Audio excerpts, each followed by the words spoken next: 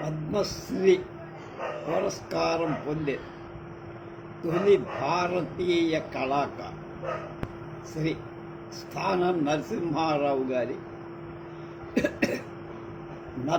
స్వీయ రచన నటస్థానం 10వ భాగం 22/9/20. ఇందులో శతావధాని వేలూరి శివరామ శాస్త్రి గారి గురించి చెప్తూ ఆయన మహాకవి, శతావధాని, సంస్కృత ఆంగ్ల భాషలో అనర్గళమైన వాగ్ధాటి గల కీర్తిశేషు తిరుపతి వెంకటేశ్వర్ల శతావధానాల ప్రథమ వారికి ఈ మహావ్యక్తిని 1926వ సంవత్సరం వరకు నేను స్థానం వరకు పేరు మాత్రం లేదు. 1926లో నవంబర్ మాసం మొదటి వారంలో ఒక రోజు ఉదయం 9 గంటల తెనాలి నా వసతి పెంకుటింటి గృహంలో ముందు ప్రసారాలు కూర్చోండి శాకుంతలం నాటకం తెలుగు చదువుకుంటారు. శాకుంతలాన్ని వీరేశలింగం గారు తెలుగు చేసి మా ఇంటి ముందు 50 గజాల దూరంలో ఆవరణకు గేటు. ఆ గేటు ముందున్న రోడ్డు మీద గుర్రబండి వచ్చి తలెత్తి చూసి అందులోంచి ఎవరో ఒక వ్యక్తి దిగారు. బండివాడు ఆయన పెట్టే బిచాణా తీసుకొని మా ఆవరణలోకి నడవగా అతని వెంట ఆయన నడిచి వచ్చారు. ఎంత రాశారు! స్థానం నరసింహారావు గారి ఇల్లు ఇదేనా అని నన్నే అడిగారు. అవును ఇదే అని. ఉన్నారా ఇంట్లో అని అడిగారు. నేనే ఆ స్థానాన్ని దయచేసి లోపలికి అన్నా. ఆయన నా వంక ఆపాదమస్తకం చూసి బండివాడికి డబ్బిచ్చి పంపేశారు. పసిమి దేశఛాయ గల వ్యక్తి, తల వెంక ఉంగరాలు తిరిగిన ఆనాటి భావ కవుల జుట్టు, గుండీలు వదిలేసిన పొడుగాటి సిల్కు లాచ్, నిర్లక్ష్యంగా భుజాల మించి కిందికి జారిన వంగపండు రంగు గల శాలువ, బిళ్ళగూచి ధోవతి కట్ ఈ మొత్తంలో మహా ఆకర్షణీయంగా కనిపించారు. చిరివాడ అయింది కృష్ణా జిల్లా. మా రెండవ అక్కయ్య గారిని వేలూరు వారికే ఇచ్చాం. ఆయన తమ్ముడి కొడుకు. అలాగే మా అన్నయ్య గారి అమ్మాయి వేదవల్లిని కూడా వేలూరు చిరివారు వారికే ఇచ్చాం. అందువల్ల ఆ ఊళ్ళతో ఉన్న సంబంధం వాళ్ళ ఇంటికి వెళ్ళాలంటే ఈయనింటి నుంచి వెళ్ళాలి. అలా చూశాను. ఎవరీయనా అనుకుంటా వెంటనే ఆయనే నా పేరు వేలూరి శివరామ శాస్త్రి అంటారు. మాది కృష్ణా జిల్లా సూరవరం గ్రామం. అక్కడ ఒక విడిగా పాకేసుకొని ఉన్నారు, ఇల్లు కట్టు. నేను విన్న ఆ మహాపండితులు వీరా అనుకుంటూ తిరుపతి వెంకటేశ్వర శతావధానుల ప్రథమ శిష్యులంటారు మీరేనా అని కాదన్నట్లుగా తల అడ్డంగా ఆ శిష్యుల్లో నేనొక్కడిని అని క్లుప్తంగా చిరునవ్వు నవ్వారు. అప్పుడు ఆశ్చర్య ఆనందంతో చప్పున లేచి ఆయన కాళ్లకు నమస్కారం చేసి ధన్యుణ్ణి అన్నా. అంతవనక్కలేదు. నన్ను లేవనెత్తి మిమ్మల్ని మీ నాటకాలను చూద్దామని నేరుగా మీ ఇంటికే వచ్చేశారు అన్న. ఇది నా అదృష్టం. నా గేహం పావనమై నా అతిథులుగా ఉండమని ప్రార్థన అని చిరునవ్వుల అంగీకార సూచికంగా తల కూర్చున్నా. ఒక్క పర్యాయం లోపలికి వెళ్ళి వచ్చి తర్వాత మా ఇద్దరికీ కొంత ఇష్టాగోష్ఠిగా కొంతకాలం గడిచి తర్వాత స్నానానికి లేచి భోజనం తర్వాత మేము ఉభయం తాంబూలం వేసుకుంటున్న నా రంగస్థల ప్రవేశం నా పాత్రల నటనం గురించి వారి కుతూహలానుసారంగా కొంత ఆయన వినిపించారు. నాకు ఆయన ఎంతో ఇష్టంగా విన్నారు. నేను వినిపించి స్థానం వారు వినిపిస్తే వేలూరి వారు విన్నారు. ఇలాంటి మహాపండితుడికి నటులపై ఇంతటి కుతూహలం, అభిమానం ఎందుకు కలిగిందో అప్పుడు నేను ఊహించుకోదగ్గ.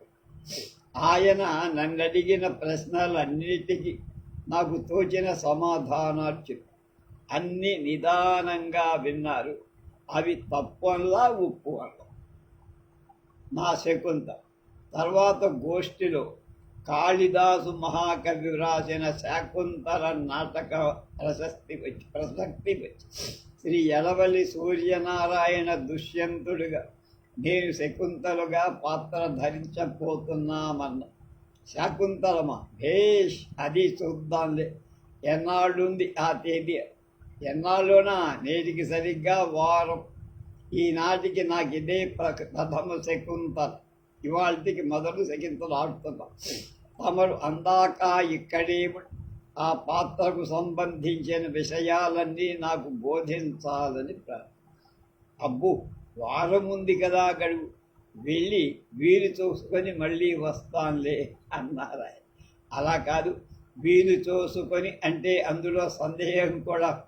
మీ వంటి పండితుల వల్ల నేను తెలుసుకోవలసింది ఎంతైనా. చిన్నవాడిని, అనుభవం చాలని వాడిని. మిమ్మల్ని నా వద్ద నిలుపుకునే తాకత్తు నాకు చాలు.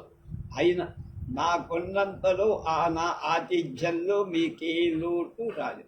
మళ్ళా మీ రాక విషయంలో నన్ను సందేహాస్పదుణ్ణి చెయ్యవద్దని మళ్ళా ప్రార్థన అని ఎంతో కుతూహలంగా ఆయన నా అభ్యర్థనను చిరునవ్వుతో అంగీకరించారు.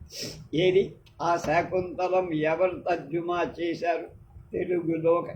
ఇదిగో చూడండి, కందుకూరి వీరేశలింగం పంతులు గారి పుస్తకం చూడండి. ఆయన చేతికి ఆ పుస్తకాన్ని కొన్ని పేజీలు తర్వాత పుస్తకం తెరిచి చూసి అక్కడే శకుంతల పాత్రకు సంబంధించిన ఒక మాట పొరపాటు తర్జుమా కనిపించి, ఇదేమిటిలా తర్జుమా చేశారు? ఇక్కడ శకుంతల ఏల వినెదరు అనకూడదు, విసరుతున్నారా అనాలి. ఏల విసరెదరు అనకూడదు, విసరుతున్నారా అనాలి. ఎందుకంటే దుష్యంతుని ప్రథమ దర్శనం అయిన తరువాత శకుంతల తన చెలికత్తెల వద్ద పడుకొని దుష్యంతుడి మీద ధ్యాసతో ఆలోచిస్తూ ఉంటాడు. కనుక ఆమెకి ఇరుపక్కల చెలికత్తెలు ప్రియంవద అనసూయలు కూర్చుండి పాప ఉపశమనార్థం తామరాకులతో విసురుతూ, సఖీ శకుంతల, ఈ తామరాకు గాలి నీకు హాయిగా ఉన్నదా అంట. అప్పుడు శకుంతలకు స్పృహ వస్తుంది. కాళిదాసు శకుంతలకు అక్కడ వ్రాసిన సంస్కృత వాక్యాన్ని చదివి దానికి అర్థంగా సఖులారా విసరుతున్నారా అన్నారు. అదే ఈ సంస్కృత వాక్యానికి యథార్థ అర్థం. కనుక ఆ ఏల విసరదరే అన్న మాటకు ఆ మాట అప్పటి శకుంతల స్థితిని యథావిధిగా ప్రకటించండి అన్నారు శాస్త్రి గారు. ఆ విధంగానే చదువుకోవాలి. తర్వాత జరిగిన మా ఇద్దరి సంభాషణలు శకుంతలను ఏ నాయికగా మీరు భావించారు అని శాస్త్రి గారు నన్ను ప్రశ్నించారు. నాకు నాయికల భేదాలు తెలియవండి, మీరు తెలియ చెప్పండి అంటూ శకుంతల ముగ్ధ అనుకుంటున్నాను అన్న. ముగ్ధగాదది మధ్యధీర అన్నారు. అంటూ స్వీయ నాయికల్లో ముగ్ధ, మధ్య, ప్రగల్భ అని 3 విధాల నాయికలు ఉన్నారని. వారిలో మధ్య నాయికలు ధీర, అధీర, పరాధీర అని 3 విధాలైన నాయికలు ఉన్నారని. అందులో మధ్యధీర అనేది శకుంతల కాగలదని చెప్పారు.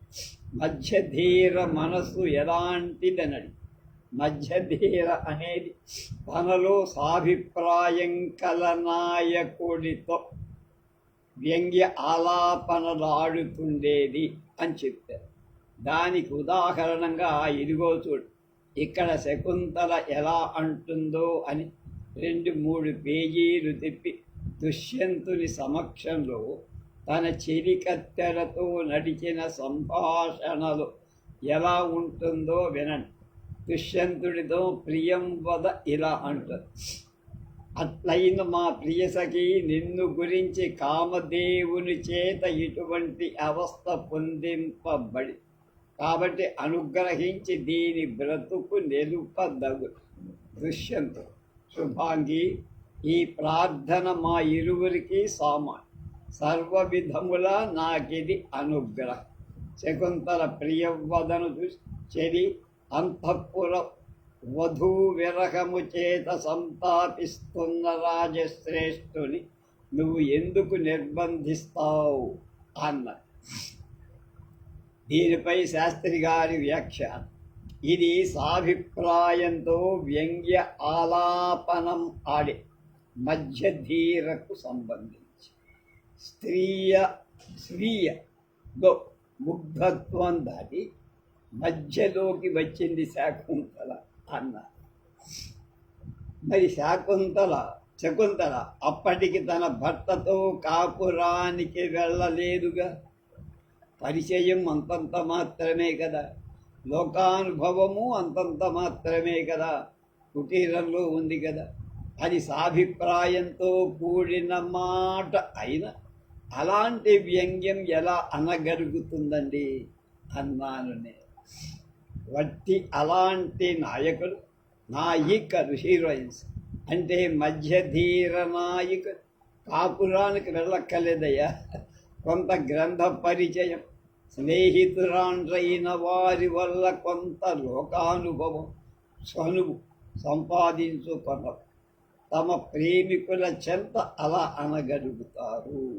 ఇదిగో ఇక్కడ చూడు, ఈ పేజీలో అనసూయ శకుంతలతో ఏమంటారు.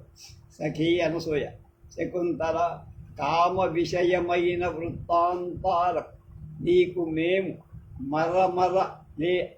మేము అరమర లేని వాళ్ళం కదా. మన ఇద్దరి మధ్య ఏవి తేడా లేవు. పురాణ ఇతిహాసాలలో విరహుల విషయమై విన్న నీ అవస్థ నీ యందు నాకు కనపడు. నీకు ఆయాసం ఎందువలన కలిగిందో చెప్పు. విరహ కారణం యథార్థంగా తెలియక ప్రతిక్రియ ఆరంభింపకూడదు కదా అని అంటుంది అనసూయ.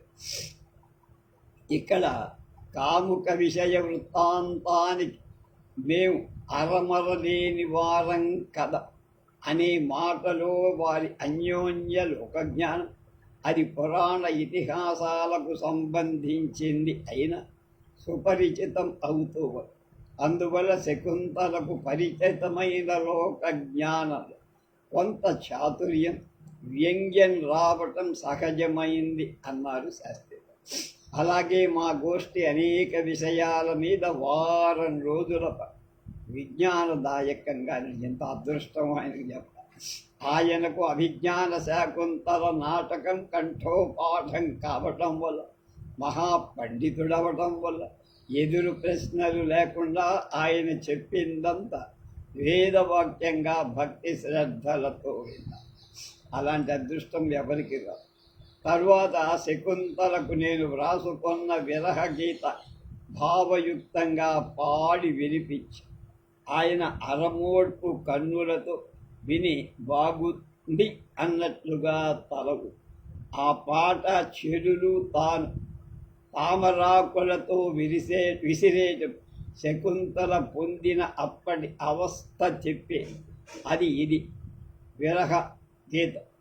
ఏల నీతురమ్మ నాకు చాలా మైకమౌనుగా, అలుక కాదు కలత కాదు చలిగా పులుకలో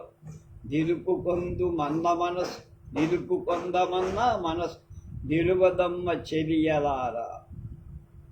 తామరాకు గాలి తగుల తానే నన్ను తాకినట్టు తనువెల్లను జల్లుమను తాళజాలనే అదేదో తెలుపవే సఖియలారా ఏల వీతురే నాకు. మా పాపభారమాపనో చూపు చెదరు పెదిమ మొల పెది మెలదరు ఏ పగిటిందో చదమ్మ రేపు మాపు నా పని సరి ఏల వీతురేనా. ఈ పాటను కొన్నాళ్ళకు గ్రామ్ఫోన్ రికార్డులో కూడా పాడారంటున్నారు. శకుంతల వేషధారణ ఎలా ఉండాలన్నది శాస్త్రి గారిని అడిగా. తేలిక కాషాయ రంగు చీర ధరించమన్నారు. నగలేమీ లేకుండా పూలతోనే అలంకరించుకోమన్నారు.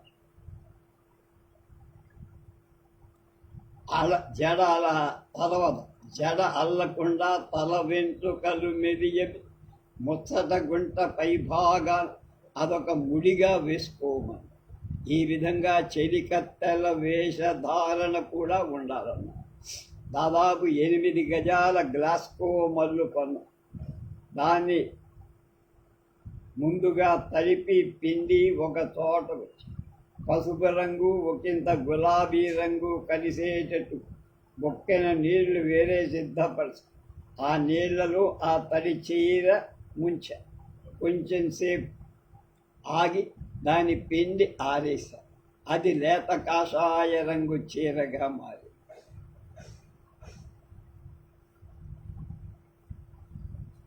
ఇక రవిక మిగిలి దానికి వేరే 1 గజం గ్లాస్కో మల్లు కొని కుట్టి దానికి చేతులు నా మోచేతులకు పై రాగంలు భుజాల నుండి కిందికి 6 అంగుళాలు దిగేట్టుగా అది భుజాలకు అతుక్కునేటట్టుగా గుత్తంగా కుట్టి గుత్తపు రైక ఓలమ్ము చెమట చిత్తడితో తడిసిపోయిన ముత్యాల ముగ్గుల హలంబారు దిగేట్టుగా భుజాలకి అతుక్కునేట్టుగా గుత్తంగా కుట్టి అది వట్టి సాదా రవి. దానికి చీరకులాగే 6 రంగు నీళ్లలో ముంచి చూసుకో. మేము మామూలుగా వేసుకునే పౌడర్ వన్నెరాల మళ్ళా నీళ్లలోనే రంగు పాళ్ళు కలిపారు. ఇలా 2-3 సార్లు కలపగా నాకు కావాల్సిన రంగు వచ్చింది. ఆ రవికి పిండి ఆరేసి ఎండిన తర్వాత దాన్ని ముడతలు లేకుండా ఇస్త్రీ చేయించారు.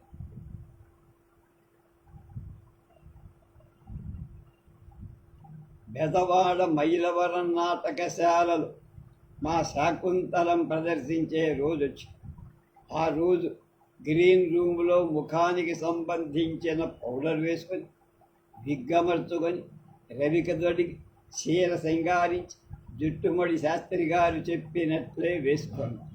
చీర కుచ్చెళ్లను నా కాళ్ళ చీల మండల ఒక బెత్తడు ఎత్తున పైగా దిగేట్టుగా నా వీపు వెనక్కి దోపుకున్నా. దాని పమిటను నా ముందు భాగానికి వెనక నుంచి జఘన భాగం వైపుగా తిప్పుకొని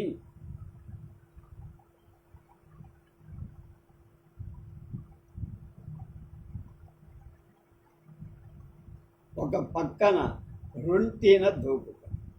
రవిక చేతులు అంచులు కనబడనీయకుండా వాటి అంచులపై ఎర్రగన్నేరు కనకాంబరాల పూలదండతో మధ్య చిన్న చిగురు రెమ్మలతో చుట్టూ మోచేతులకు వేసుకొన్న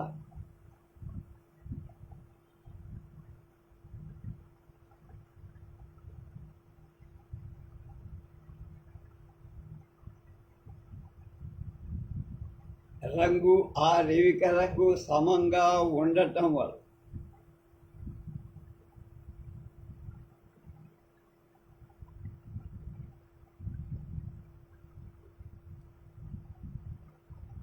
కొంచెం దూరంలో ఉండి చూసేవాళ్ళకి అసలు రవిక దొడుక్కున్నట్టుగా కనిపించటం లేదు. అక్కడి వాళ్ళు సంతోషిస్తూ ముంజేతుల మడికట్లకు కూడా కంకణాల్లాగా అలాంటి పూల మాలనే చుట్టుకొని చెవుల తొమ్మెలకు లోలాకుల్లాగా 2 ఎర్ర గన్నేరు పూల కనపడని దారాలతో చెవులకు కట్టుకొని తలపాపిడి కనిపించేట్టుగా అలాంటి పూలమాల తల చుట్టూ కట్టుకొని మెడ దగ్గర రవిక అంచులు కనపడకుండా మరొక పూలమాలను కంఠహారంగా ధరించారు. ఈ మాల వల్ల అంచులు కనపడని ఆ రవిక రంగు కంఠం రంగు ఒకేలాగా ఉన్నట్టు అనిపించింది, కనిపించింది. వేషధారణ అంతా పూర్తయ్యాక నిలువుటద్దంలో నా వేషాన్ని చూసుకుంటే ఇదివరకులోని నా నగల వేషానికంటే ఎంతో పవిత్రవంతంగా రమ్యంగా కనిపించి నన్ను ఆనందపరిచింది. కొందరు సంస్కృత విద్యార్థులు కూడా లోపలికి వచ్చి మా వేషధారణ విధానాన్ని గమనిస్తూ మాకు కొంచెం దూరంగా కూర్చున్నారు. ఆ రోజున దుష్యంతుడి ఎడవల్లి సూర్యనారాయణ, కణ్వుడు అద్దంకి శ్రీరామూర్తి, కణ్వ శిష్యులు శారంగరవ శారద్వత్తులు, శ్రీతు వాయి రామనాథ శాస్త్రి, దయిత గోపాలంగారులు ముఖ్య పాత్రలు.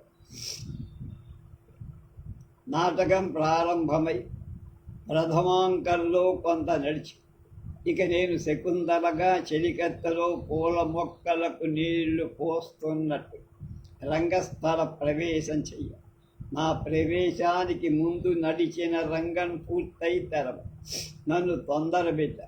ఆ తొందరలు శకుంతల తట్టుకోవాల్సిన స్థనవల్కలాన్ని మర్చిపో.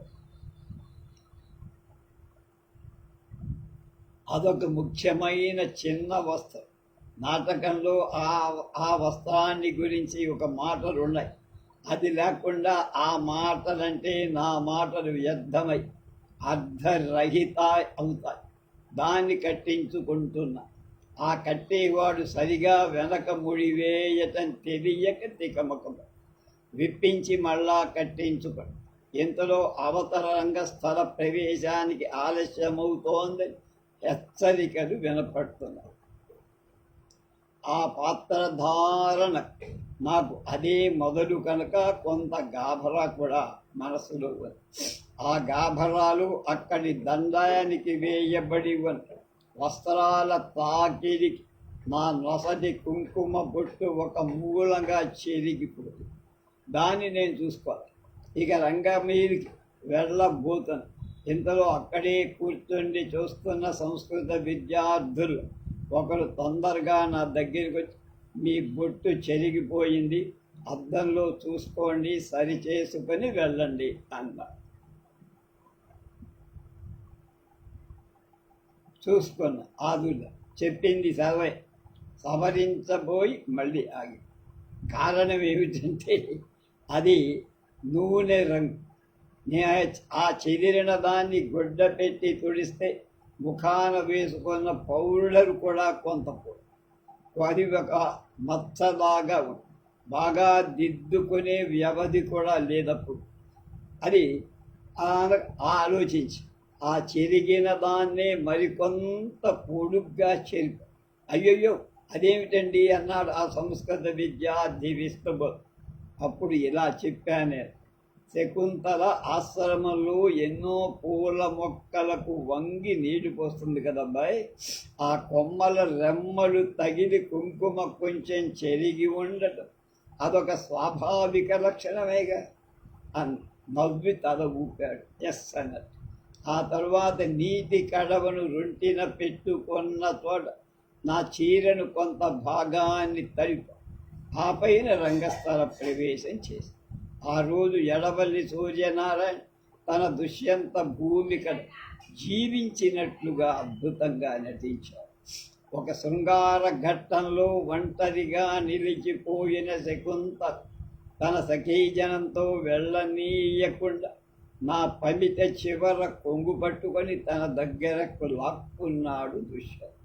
అలా లాక్కొని తనకు వెనుదిరిగి ఉన్న నా భుజంపై తన వేళ్లను మృదువుగా తాకించి, అందుకు నేను ఉలిక్కి పడ్డట్టు అభినయి తన చెలికత్తెలు ఏ చెట్ల గుబురు నుంచైనా తనను చూస్తున్నారేమో అని బిత్తరపాటు అభినయంతో అటూ ఇటూ చూసి అతనికి కొంచెం దూరంగా తగ్గా. ప్రేక్షకులు ఈ అభినయానికి కరతాళ ధ్వనులు చేసి దుష్యంతుణ్ణి ప్రోత్సహిస్తున్నట్లుగా మనసు మోరన్నారు. అందులో కాదడు చిరునవ్వున ముఖం నన్ను సమీపించి మళ్ళా నేను అతని కొద్దిగా విధి లేక దూరమవుతున్నట్టుగా తని చెలికత్తెలు చూస్తున్నా తన్నట్టుగా జాగ్రత్తగా చూస్తున్నారన్నట్లుగా జాగ్రత్తను కలిగించే హస్తాభినయం చేస్తూ లోపలికి వెళ్ళిపోయి వన్స్ మోర్ అని ప్రేక్షకులు కొంత నిరుత్సాహపడ్డారు. ఇంకా నా ఏల నీతురమ్మ వీతురమ్మ అనే పాట వన్స్ మోర్ అందు. ఆ నాటకంలో నాకు ఉన్నది ఒకటే ఒక పద్యం, దాన్ని వన్స్ మోర్ అనే విధంగా నేను చదవల.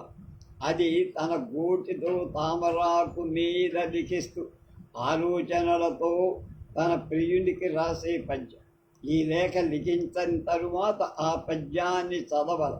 లిఖిస్తూనే ఒక్కొక్క పదాన్ని స్ఫురింప చేసుకుంటూ కొత్తగా ఆసు కవిత్వం నేర్చుకొని రాసేవాడు. ఎలా చదువుతారో కొద్ది రాగంతో చదివారు. అది మరి క్రియేటివిటీ అంటారే. నాటక ప్రదర్శన అయిపోయింది. లోపల కూర్చుండి చూస్తున్న వేలూరి శివరామ శాస్త్రి గారు ఆ వేషంతోనే వంగి కాళ్లకు నమస్కరించి ఆయన బాగున్నది అల్లా, బాగా లేదని అల్లా, చిరునవ్వు మాత్రం నవ్వి ఊరుకున్నాడు. శాకుంతల ప్రదర్శన అయిన 4 రోజులకు బెదవాడలోనే మా కన్యాశల్కం నాటక ప్రదర్శన శాస్త్రి గారు చూశారు. ఆ మర్రోజున గుంటూరులో కృష్ణ తులాభార నాటక ప్రదర్శన కూడా చూశారు వేలూరి వారు. వారెప్పుడు చూసినా ప్రేక్షకుల్లో వెళ్ళి కూర్చుండి చూడాల. మేము వేషాలు వేసుకునేప్పటి నుండి మా వెంటే ఉండి ఒక సైడ్ వింగులో కూర్చొని చూసేవారు. కృష్ణ తులాభార నాటక ప్రదర్శన గుంటూరులో జరుగుతుంది. కృష్ణుడుగా సిఎస్ఆర్ ఆంజనేయులు, నారదుడుగా టి రామకృష్ణ శాస్త్రి, వసంతకుడా వంగర వెంకట సుబ్బయ్య పాత్రలు ధరించి ఈ ముగ్గురు ప్రసక్తంగా ప్రేక్షకుల మెప్పు పొందుతున్నారు. ప్రథమ రంగంలో రుక్మిణి తన సపత్నులతో వచ్చి కృష్ణుణ్ణి తన పుట్టిన దినమని విందుకు తన ఇంటికి ఆహ్వానించి సత్యభామను కూడా ఆహ్వానం. ఆమె గృహానికి తాను వెళ్ళడం కానీ తన శ్రీకృష్ణుడు వెళ్ళటం కానీ సత్యకి ఇష్టం లేదు. కృష్ణుడు మాత్రం ఆహ్వానాన్ని అంగీకరి. అతని అంగీకారానికి మనస్తత్వానికి వైముఖ్యం చెందిన సత్యభామ ఒక పక్కన నిలబడి బాధపడుతుంది.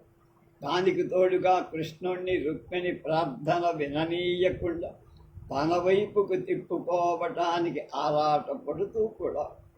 కానీ కృష్ణుడు ఎంతసేపటికి రుక్మిణికి అభిముఖుడై ఉంటాడు, కానీ సత్యవైపు తిరగని కూడా ఎన్ని నిట్టూర్పులు విడిచినా, ఎన్ని శబ్ద సైగలు చేశా సత్యవంక తిరగ.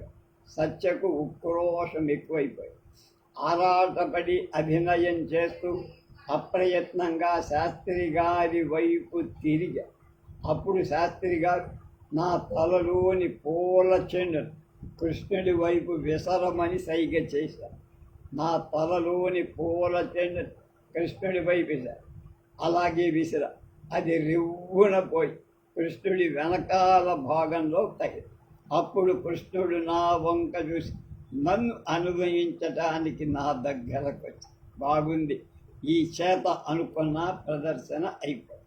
ఒక పరిచితుడైన ఆచార్యులు గారు నా దగ్గరకు వచ్చి స్థానం వారు అదేమిటండి, నారాయణాంశతో అవతరించిన శ్రీకృష్ణ తనకెంత చనువు ప్రేమ ఉన్న సత్యభామ తన తలలో వాడిన చెండుతో కొట్టచ్చా, అపచారం కదా.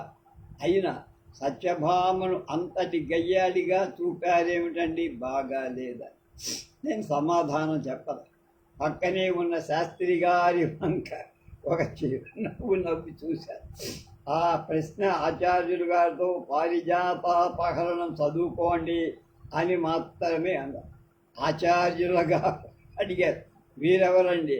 వీరే మహాపండిత్ శతావధాని వేలూరి శివరామ శాస్త్రి గారు. ఆ వ్యక్తి ఆశ్చర్యంతో వీరు నాటకానికి వచ్చారా, లేక ఇలాంటి పేరు గలవారు మరొకరున్నారు అని మళ్ళా ప్రశ్న. వీరే అని నమ్మకం కుదిరేట్టుగా గట్టిగా చెప్పారు. ఆయన శాస్త్రి గారి కాళ్లకు తప్పున నమస్కారం చేసి వెళ్ళి, అప్పుడు శాస్త్రి గారు నాతో ఇలా, మీకప్పుడప్పుడు ఇలాంటి కృష్ణ భక్తులు తటస్థిస్తూ ఉంటారు కనుక వారికి సమాధానం చెప్పకుండా ఒక నమస్కారం పెట్టుకుంటూ మాట్లాడకుండా ఉండండి, మిన్నకుండా అని సలహా చెప్పారు. తర్వాత 1928 సంవత్సరం డిసెంబర్ చివరి మాసపు భారతి పత్రికలో నా పాత్ర పోషణ గురించి వేలూరి శివరామ శాస్త్రి గారు ఒక వ్యాసం రాసి ప్రచురించి, అది మహాపండితుని ఆశయస్సులు కనుక ఈనాటి వరకు చాలా భద్రంగా దాచి ఉంచారు. ఆ వ్యాసాన్ని మీకు ఇప్పిస్తున్నాను, ఇప్పుడు చూపిస్తాను. మహాపండిత శతావధాన్ని మహదాశయస్సు. పఠన మాత్రంలో నాటకం సమగ్రంగా అర్థం కాదు, చదివినంత మాత్రం చేత నాటకం అర్థం. చక్కని ప్రదర్శనలో వీణులు వెందు చేస్తాయి, కన్నులు కాంచబలై, మనసు రంజింపబడు, తపింపబడు. అప్పుడది ప్రియురాలి వలె సంపూర్ణానందం పొసగగల. మంచి నాటకాన్ని మంచి నటునికి ఎదురు చూసి మంచి నటులను సృష్టిస్తుంది. నక్షత్రాలలో చంద్రుడిలా వాటిలో ఒకానొకడు మహామహుడవుతాడు. నాటకం మొత్తం మీద సఫలం కాకపోయినా తన దివ్యమైన పాత్రం ఒకదైనా ఉన్న ఆ పాత్రం ఒక దివ్య నటుని ప్రసవిస్తుంది, అంటే కంటుందన్నమాట. మన ఆంధ్రదేశంలో ఇలాంటి నటులు కొందరున్నారు. వారిలో చిరంజీవి స్థానం నరసింహారావు గారికి ఒక స్థానం. పగలు నటుడిగాంచి అతడు నటుడితడు అన్నట్టు కనిపెట్టి ఇచ్చే పగలు నటుడిని చూసి ఇతడు నటుడు అని వట్టిగా అనొచ్చును. అందులో స్త్రీ పాత్ర నటుడు దాన్ని కడులోక తీర్పాత్ర వేస్తే లోకంలో నటుడిని తేలిగ్గా చూస్తాం. ఇంచుమించు అతనిలో సాబాలు ఆడదే కదా. స్థానం నరసింహారాయుని పగలు పట్టి ఇయ్యలేదు. ఆయన నాటకం వేసిన తర్వాత రోడ్డు మీద పెడితే ఈయన ఆడవేషం వేశాడని ఎవ్వరూ అనుకోరు. రాత్రియు అతడు నరసింహారావుని వేల చూపలేదు కనుక సాయంకాలం కూడా తేటగా జీవిత రసం అంతా నాట్యానికి ధార పోసినందుకు కావలై పాత్రంలో తగిన శరీర లక్ష్మి ఇతనికి లేదు. బలము సర్వమంగళం కానీ వేషం ధరించినప్పుడితడు తన శరీరాన్ని పాత్రాన్ని చతురస్రంగా దిగగొట్టుకున్నట్టు ఒక చిత్రకళ, ఒక స్వర సంపత్తి, ఒక భావన, ఒక అనుకరణం, ఒక చురుకుదనం ఇవి అతడి ప్రసిద్ధ నటుడిగా చేశారు. జడాలైన చిత్తరుగులు బొమ్మలు వస్త్రాలంకారాదులను గీయుట ఏమి వింత. ఇతడు తనలో ఒక ప్రతిమను ప్రతిష్ఠించి దానికి వస్త్రాలంకారాదులు అర్పిస్తాడు. అది రెక్కలబడి అతని శరీరంతో పాటు పుట్టినట్లుంటుంది. అతని చిత్రకళ పరినిష్టత పొందుతుంది. లోకం ఈ వస్త్రాలంకారాదులను అనుకరిస్తున్నదో అందు నరసింహారావు కానీ ఎలాంటి స్థానం ఇవ్వాలి. ఇతడు గానం ఆపుతో ఇంకా పాడలేమి అని కోర్కెలు వెంటకొని కోపం. ఇతడు పాటకు తలకట్లు లేవు, కోకలు లేవు. కోకిలస్వరం, పరుషం, వీణాస్వరం ముక్కున పుట్టించినట్లు. వీణాస్వరం ముక్కులో కూడా పుట్టించిన, అంటే కొంచెం ముక్కుగా భావన ఇతడు భావనలో సంచరిస్తారు. ఇతని భావన నుండి సూక్ష్మ వ్యాపారాలు దిశితాలై బయలుదేరి సౌందర్యలబ్ధమైన మానసాన్ని మంత్రిస్తూ ఇతని ముఖరంగంలో భావం పాపలలాడుతూ పాత్రానికి ఉచితమైన ఆచార్య అభినయం, దానికి మించిన ధనం భావం, దాన్ని వ్యక్తం చేసే శబ్దం, ఈ మూడు ఇతనిలో ఇల్లు కట్టుకున్నాయి. అతని అనుకరణం అనే కార్యాలకు జీవాతువు. అతని చురుకుదనానికి ఉనికి లేదు. రంజకానికి అతడు చిత్రకళాచార్యుడు వన్నెలు దిత్త, అంటే వీళ్ళందరికంటే గొప్పవాడు అని. అతని స్వరం లేతకు లేత వంటిది. లేత ఎంత లేత అంటామో ఆ లేతకే లేతల.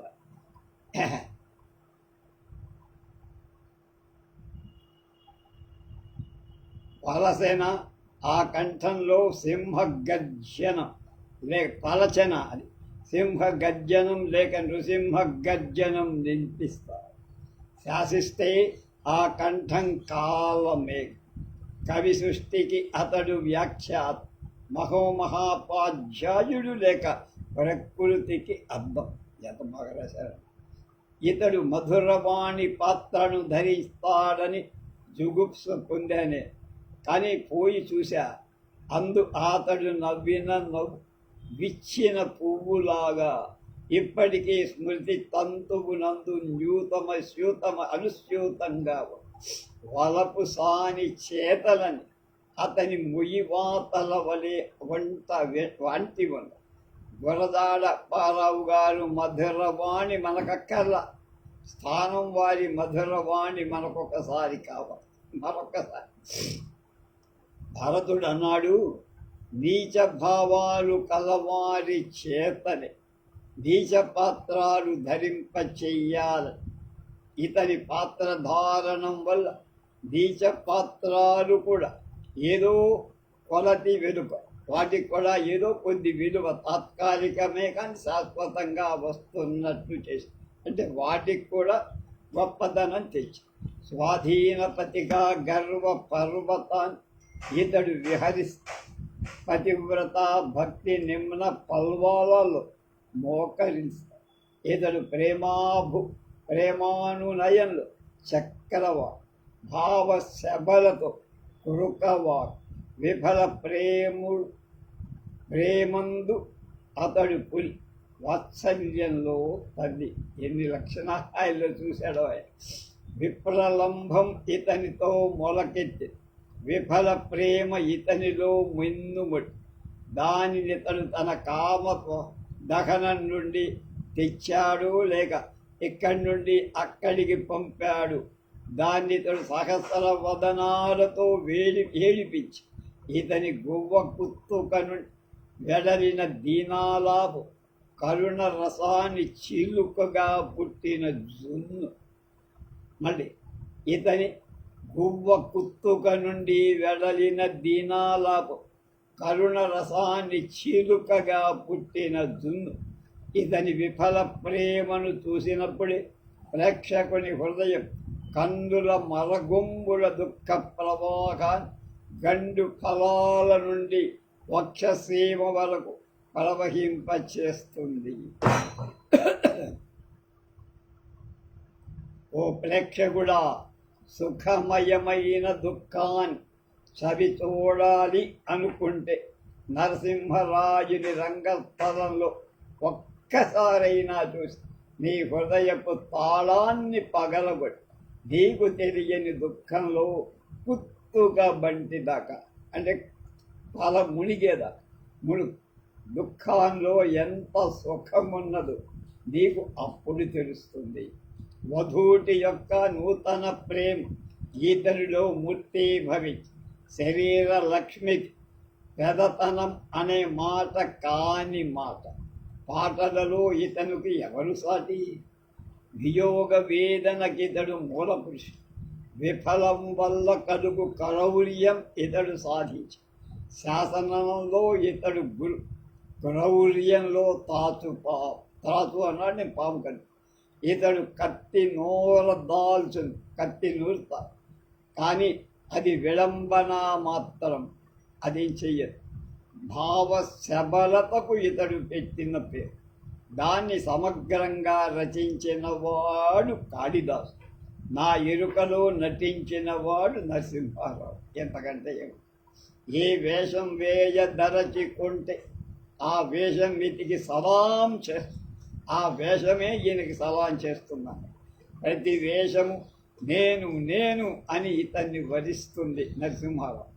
స్త్రీ పుంస పాత్రాలు రెండు, ఇతని రెండు చేతులు. ఇతడు యశోద కాగలడు, ఆమె కోడలు కాగలడు. పురుష పాత్రంలో అర్జున పాత్రం ఇతనికి అప్పుడు ప్రాయములో, రూపంలందులో, కులంలో, భావంలో సుదూర ప్రకృతుల గల పాత్రలను ఇతడు ధరిస్తాడు. అన్ని అలంకారాలను నిగూఢంగా నటించే ఉపమాలంకారంలా అన్ని పాత్రలు ధరింపగల సమర్థుడు స్థానం నరసింహారావు. ప్రకృతి మాత ఇతనికి స్ఫుటమైన శరీర వైభవం ఇది ఇచ్చిందో మనం చాలా కాలం వరకు ఒక దివ్యమైన స్త్రీ పాత్రాన్ని చూడగలిగిన వాళ్ళం అవుతాం. అంటే ఆయన ఆరోగ్యం కొంతకాలం దాటిన తరువాత ఇతని పురుష పాత్రం మాత్రమే చూడగలుగుదాం అనుకుంటాం. ఆంధ్ర నాటకమా, నువ్వు ఇటువంటి నటులను ప్రసవించు అంటే నీ పెంపునకు నటుల పెంపునకు నువ్వు, నీ ఉభయుల పెంపునకు సహృదయుడు ఏకోత్తరాభివృద్ధి చెందుదురుగా. సహృదయుడా అంటే మనకన్నమాట చదివేవా. నీకు తీరిక అయినప్పుడల్లా నాటక పఠనం మానదు. అంతేకాక నీకు అవకాశం కలిగినప్పుడల్లా స్థానం నరసింహారాయుని పాత్ర చూడకుండా మానద్దు. నాకింత దాపున ఉన్న ఇదివరకు ఈ పాత్రాన్ని చూడనందు విచారం మొన్ననే చూడగలిగినందుకు ఆనందం పొంది.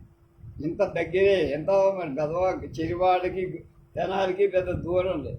కానీ నేను ఆయన ఇప్పటికి దాకా ఇప్పుడే చూడకపోయినందుకు విచారం, చూసినందుకు మహదానందం పొందా. మహానటుడు ఈ నటుని ద్వారంగా అంటే నాట్యం మూల కర్మయోగిని చేయుగాక. వేలూరి శివరామశాస్త్రి డిసెంబర్ 1916 భారతితో సౌజన్యంతో ఈ లేఖను నేను ముద్రించి మీకు వేశాను అంటున్నాను. రేపు